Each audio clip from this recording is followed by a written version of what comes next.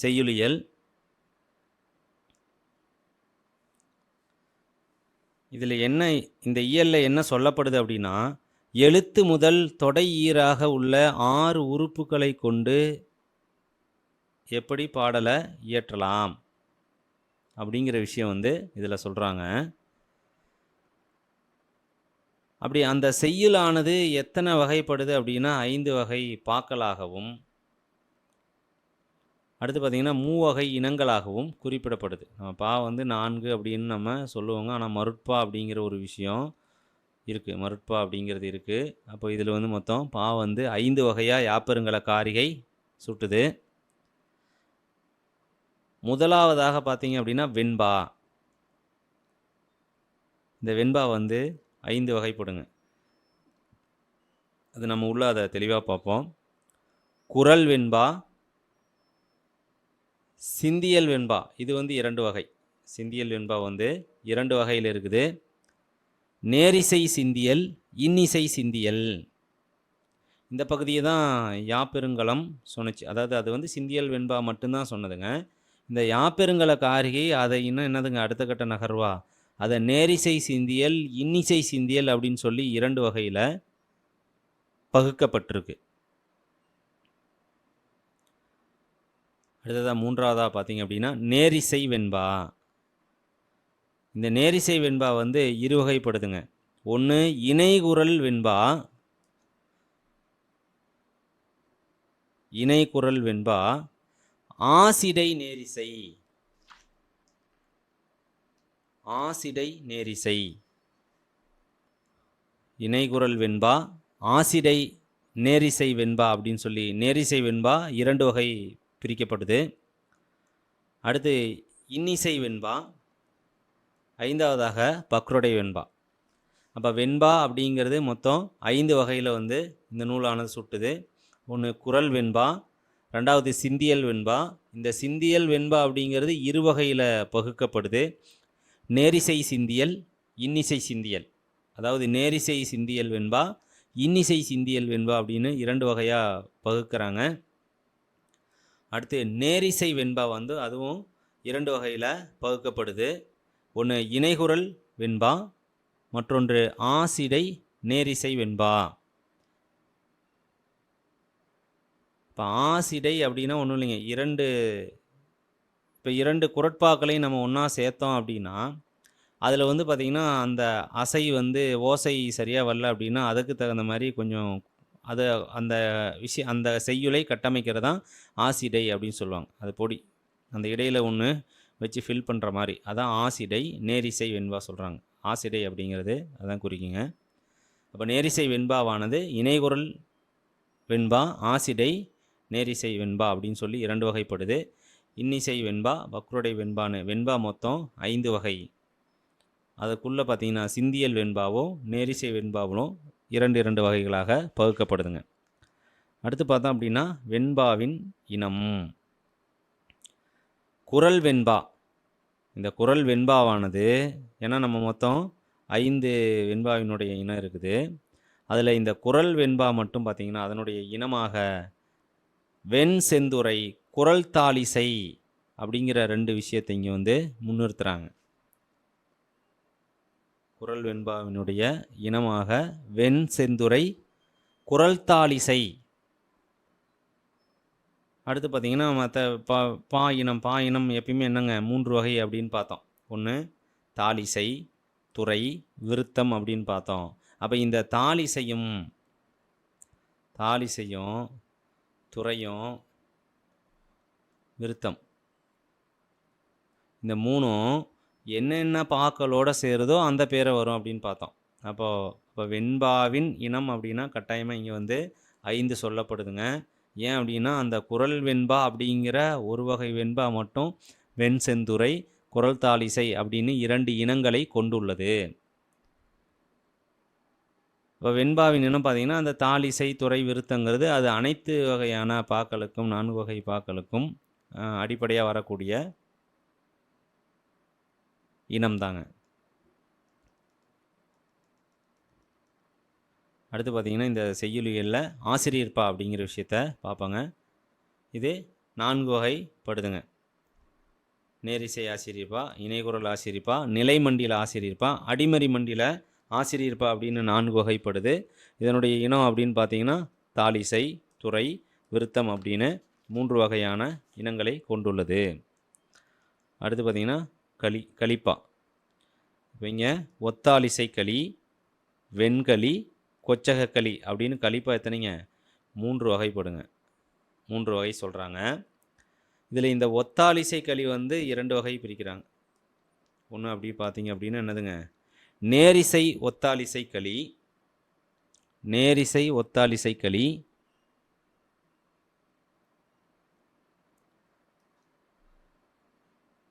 ரெண்டாவது பார்த்தா அப்படின்னா அம்போதரங்க ஒத்தாளிசை களி,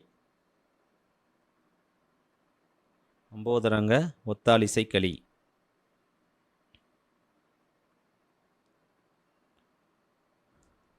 அடுத்து வெண்கலிப்பாங்கிறது ஒரே ஒரு வகை தான்.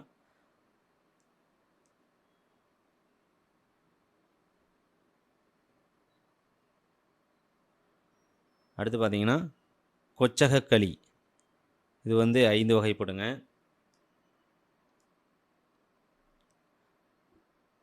இது வாங்க பிரிண்டடாக கொடுத்துருக்கு. தரவு கொச்சக கலிப்பா, தரவினை கொச்சக கலிப்பா, சில்தாலிசை, பல்தாலிசை, மயங்கிசை கொச்சக கலிப்பா அப்படின்னு வந்து 5 வகைப்படுது. அப்போ கலிப்பா அப்படிங்கிறது 3 வகைப்படுது. ஒன்று ஒத்தாலிசை களி, வெண்களி, கொச்சக கலிப்பா அப்படிங்கிறது 3 வகையாக கலிப்பாவை பிரிக்கிறாங்க. அந்த ஒத்தாலிசை களி அப்படிங்கிறது 3 வகைப்படுதுங்க. ஒத்தாலிசை களியும் 3 வகை. ஒன்று நேரிசை ஒத்தாலிசை களி, அம்போதரங்க ஒத்தாலிசை களி, வண்ணக ஒத்தாலிசை களி அப்படின்னு 3 வகை பிரிக்கிறாங்க. வெண்கலிப்பா அப்படிங்கிறது ஒரே ஒரு வகை தான். அடுத்து கொச்சக கலிப்பா வந்து பார்த்திங்க அப்படின்னா 5 வகையாக பிரிக்குதுங்க. இதை தான் நம்ம அங்கேயும் பார்த்தோங்க, யாப்பெருங்காலத்துலேயும் இதே விஷயத்தை தான் பார்த்தோங்க. அப்போது தரவு கொச்சக கலிப்பா, தரவினை, சில்தாலிசை, பல்தாலிசை, மயங்கிசை அப்படின்னு சொல்லி கொச்சக கலிப்பா வந்து 5 வகைப்படுதுங்க. இப்போ கலிப்பாவினுடைய இனங்களும் பார்த்தோம் அப்படின்னா தாலிசை, துறை, விருத்தம் அப்படின்னு 3 இனங்களாகத்தான் பகுக்கப்படுது. அடுத்து வஞ்சிப்பா. வஞ்சிப்பா வந்து 2 வகைங்க. ஒன்று குரலடி வஞ்சிப்பா, இன்னொன்று சிந்தடி வஞ்சிப்பா அப்படின்னு 2 வகைப்படுது. இதனுடைய இனங்களும் பார்த்தீங்க அப்படின்னா அதே தாங்க, தாலிசை, துறை, விருத்தம் அப்படின்னு 3 வகைப்படுது. அடுத்து மருட்பா பாருங்க.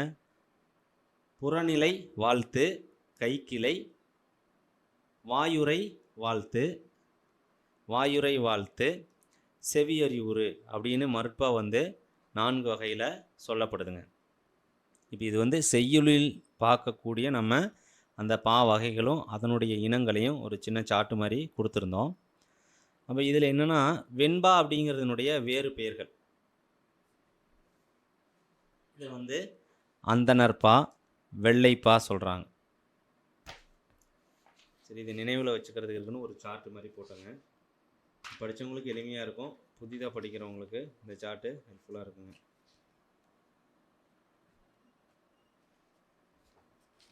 இப்போ வெண்பாவினுடைய வேறு பெயர் பார்த்தோம் அப்படின்னா அந்தனர்பா, வெள்ளைப்பா அப்படின்னு சொல்கிறோம். அதனுடைய ஓசை செப்பலோசை.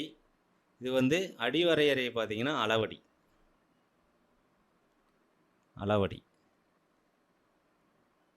ஆசிரியர்பா வந்து அரசர்பா, அகவர்பா அப்படின்னு சொல்கிறோம். இது அகவல் ஓசை, இதுவும் அளவடி.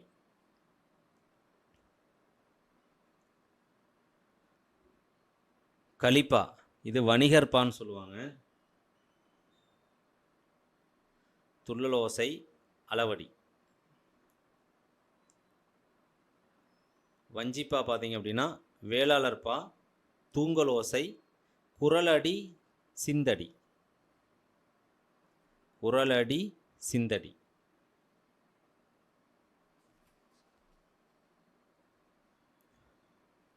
இப்போ மருட்பாக்கு இன்னொரு பேர் பார்த்தீங்கன்னா மயக்கப்பா அப்படின்னு சொல்லுவாங்க. அடுத்து பார்த்தீங்கன்னா அகவல் மருட்பா அப்படின்னு சொல்கிறாங்க. 2 பேர்களாக வந்து அழைக்கப்படுதுங்க, மயக்கப்பா அல்லது அகவல் மருட்பா. இதை பற்றி விளக்கங்களை எல்லாம் கீழே தொடர்ந்து பார்க்கலாங்க.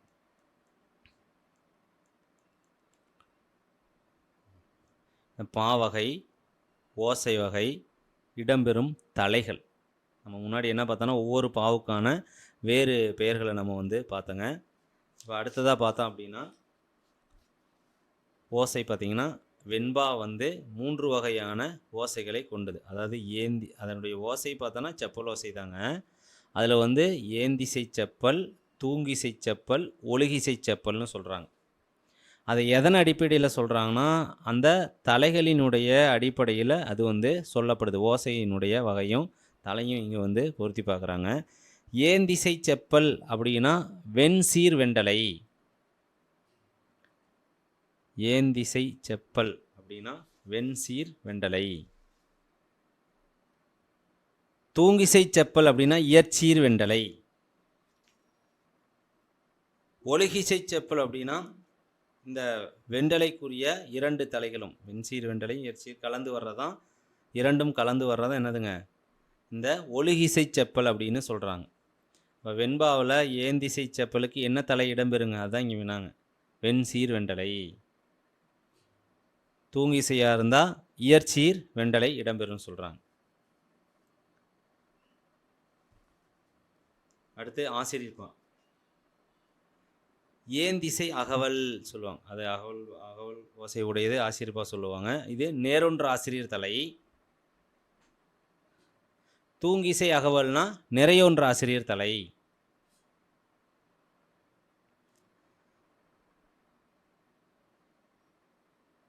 ஒழுகிசை அகவல் அப்படின்னா 2 கலந்து வருங்க. நேரொன்று ஆசிரியர் தலையும் நிறையொன்று ஆசிரியர் தலையும் கலந்து வரும்.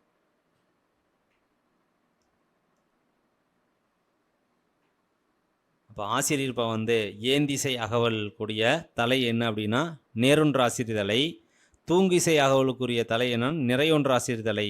ஒழுகிசை அகவலுக்கு நேரொன்று ஆசிரியர் தலையும் நிறையொன்று ஆசிரியர் தலையும் கலந்து வர்றது தான் ஒழுகிசை அகவல் அப்படின்னு குறிப்பிடப்படுதுங்க. அடுத்து கலிப்பா. ஏந்திசை துள்ளல் என துள்ளல் ஓசை அப்படிங்கிறது கலிப்பாவுக்கு உரியது. இது களித்தலை வருங்க. அடுத்து அகவல் துள்ளல் அப்படின்னு சொல்லுவாங்க. மேலே தூங்கிசைங்கிறது இங்கே அகவல் துள்ளல் அப்படி பார்த்தீங்கன்னா வெண்சீர் வெண்டலை. அகவல் துள்ளல் வெண்சீர் வெண்டலை.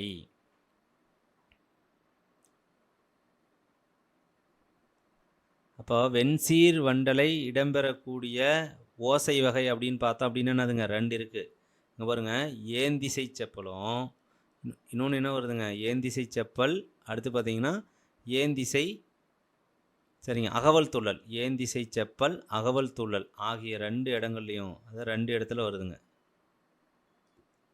இந்த அகவல் துள்ளல் அப்படிங்கிறது வெண்சீர் வெண்டலையும் களித்தலை இரண்டும் சேர்த்து வர்றதான் என்னதுங்க அகவல் துள்ளல் அப்படின்னு சொல்கிறோம். பிரிந்திசை துள்ளல் அது பார்த்திங்கன்னா பல தலைகள், எல்லா தலைகளும் பல தலைகள்னு தான் கொடுக்குறாங்க. எல்லா தலையும் கலந்து வந்தது அப்படின்னா அது வந்து பிரிந்திசை துள்ளல் அப்படின்னு சொல்கிறாங்க. இந்த பிரிந்திசை துள்ளலும் பிரிந்திசை தூங்கலும் பல தலைகள் விரவி தான் வருங்க. அடுத்து பார்த்திங்க அப்படின்னா வஞ்சிப்பா. ஏந்திசை தூங்கல் அப்படின்னு பார்த்தோம் அப்படின்னா ஒன்றிய வஞ்சித்தலை. அகவல் தூங்கல் பார்த்தோன்னா ஒன்றாத வஞ்சித்தலை. அப்போது இந்த தலைகள் எல்லாம் எந்த மாதிரியான ஓசையை குறிப்பிடுது அல்லது ஓசைக்குரிய தலைகள் என்ன அப்படிங்கிற விஷயத்த நம்ம தரவாக படிச்சுக்கணுங்க. இதெல்லாம் மேலோட்டமான செய்திகள் தான். எளிமையாக இருக்கிறதுல தவறு பண்ணக்கூடாதுன்னு தான் இந்த மாதிரி ஒரு அட்டவணை மாதிரி கொடுத்துருக்குங்க. அடுத்து பாருங்கள், ஒருவர் ஒன்றை கேட்க அதற்கு மற்றொருவர் விடை கூறும் உரையாடல் போல அமைவது தான் செப்பலோசை. ஒருவர் ஒன்றை கேட்க அதற்கு மற்றொருவர் விடை கூறும் உரையாடல் போல அமைவது செப்பலோசை. பிறர் கேட்கும்படியாக அழைத்து கூறும் சொற்பொழிவை போன்று அமைவது அகவலோசை. அதை மயில் அகவுவது போல அப்படியும் சொல்லுவாங்க. பிறர் கேட்கும்படியாக அழைத்து கூறும் சொற்பொழிவை போன்று அமைவது அகவலோசை.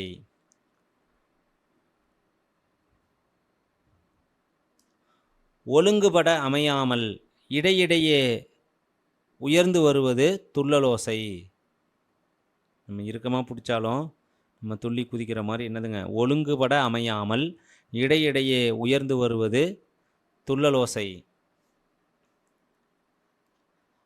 அடிதோறும் தொடர்ந்து செல்லாமல் சீர்தோறும் ஆங்காங்கே தொங்கி, அதாவது தாழ்ந்து ஒலிப்பது தூங்கலோசை அப்படின்னு சொல்கிறாங்க.